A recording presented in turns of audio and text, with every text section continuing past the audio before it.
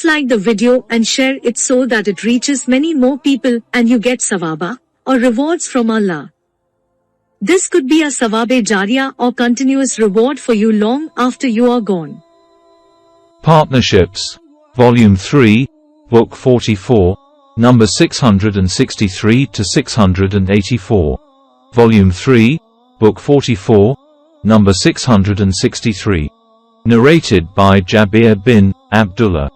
Allah's apostle sent an army towards the east coast and appointed Abu Ubaidah bin al-Jarrah as their chief, and the army consisted of 300 men including myself.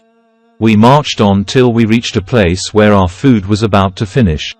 Abu Ubaidah ordered us to collect all the journey food, and it was collected.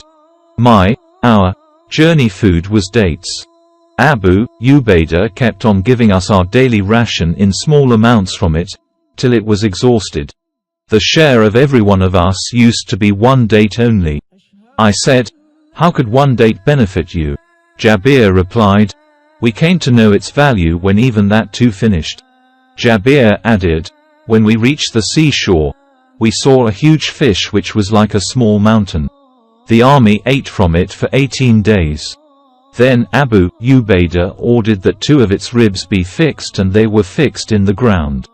Then he ordered that a she-camel be ridden, and it passed under the 2 ribs, forming an arch, without touching them." Volume 3, Book 44, number 664. Narrated by Salama. Once the journey food diminished and the people were reduced to poverty. They went to the Prophet and asked his permission to slaughter their camels, and he agreed. Umar met them and they told him about it. And he said, "How would you survive after slaughtering your camels?" Then he went to the Prophet and said, "O Allah's Apostle, how would they survive after slaughtering their camels?" Allah's Apostle ordered, "Umar, call upon the people to bring what has remained of their food." A leather sheet was spread, and the journey food was collected and heaped over it. Allah's apostle stood up and invoked Allah to bless it, and then directed all the people to come with their utensils, and they started taking from it till all of them got what was sufficient for them. Allah's apostle then said, "I testify that none has the right to be worshipped but Allah, and I am his apostle." Volume 3, Book 44, number 665. Narrated by Rafi bin Khadij. We used to offer the Asr prayer with the Prophet and slaughter a camel, the meat of which would be divided in 10 parts. We would eat the cooked meat before sunset. Volume 3, Book 44, number 666. Narrated by Abu Musa. The Prophet said, "When the people of Ash'ari tribe ran short of food during the holy battles, or the food of their families in Medina ran short, they would collect all their remaining food in one sheet and then distribute it among themselves equally by measuring it with a bowl. So, these people are from me, and I am from them." Volume 3, Book 44, number 667. Narrated by Anas. That Abu Bakr as-Siddiq wrote to him the law of zakat, which was made obligatory by Allah's apostle. He wrote, "Partners possessing joint property, sheep, have to pay its zakat equally." Volume 3, Book 44, number 668. Narrated by Abaya bin Rafa bin Raft bin Khadij. My grandfather said, "We were in the company of the Prophet at Dhul Hulayfa. The people felt hungry and captured some camels and sheep, as booty. The Prophet was behind the people. They hurried and slaughtered the animals and put their meat in pots and started cooking it. When the Prophet came, he ordered the pots to be upset, and then he distributed the animals, of the booty, regarding 10 sheep as equal to 1 camel. One of the camels fled and the people ran after it till they were exhausted. At that time there were few horses. A man threw an arrow at the camel, and Allah stopped the camel with it. The Prophet said, "Some of these animals are like wild animals, so if you lose control over one of these animals, treat it in this way, i.e. shoot it with an arrow." Before distributing them among the soldiers, my grandfather said, "We may meet the enemies in the future and have no knives. Can we slaughter the animals with reeds?" The Prophet said, "Use whatever causes blood to flow, and eat the animals if the name of Allah has been mentioned on slaughtering them. Do not slaughter with teeth or fingernails, and I will tell you why.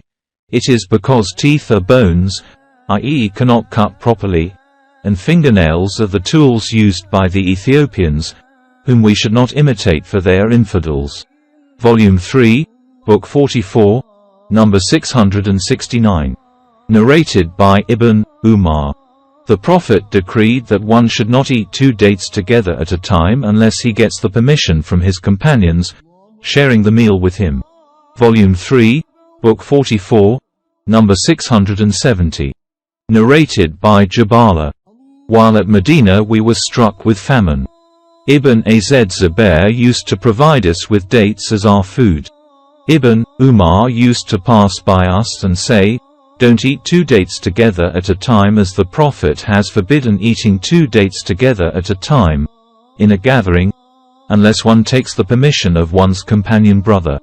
Volume 3, Book 44, number 671. Narrated by Nafi. Ibn Umar said, Allah's Apostle said, "If one manumits his share of a jointly possessed slave, and can afford the price of the other shares according to the adequate price of the slave will be completely manumitted. Otherwise he will be partially manumitted." Ayub, a sub-narrator, is not sure whether the saying, "Otherwise he will be partially manumitted," was said by Nafi, or the Prophet. Volume 3, Book 44, number 672. Narrated by Abu Hurairah.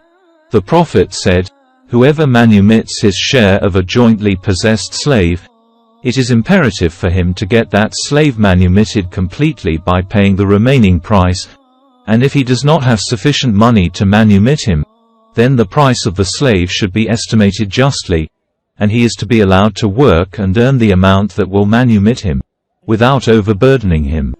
Volume 3, Book 44, number 673. Narrated by Nu'man bin Bashir. The Prophet said, "The example of the person abiding by Allah's order and restrictions in comparison to those who violate them is like the example of those persons who drew lots for their seats in a boat. Some of them got seats in the upper part, and the others in the lower. When the latter needed water, they had to go up to bring water, and that troubled the others. So they said, 'Let us make a hole in our share of the ship, and get water, saving those who are above us from troubling them.' So, if the people in the upper part left the others do what they had suggested, all the people of the ship would be destroyed, but if they prevented them, both parties would be safe."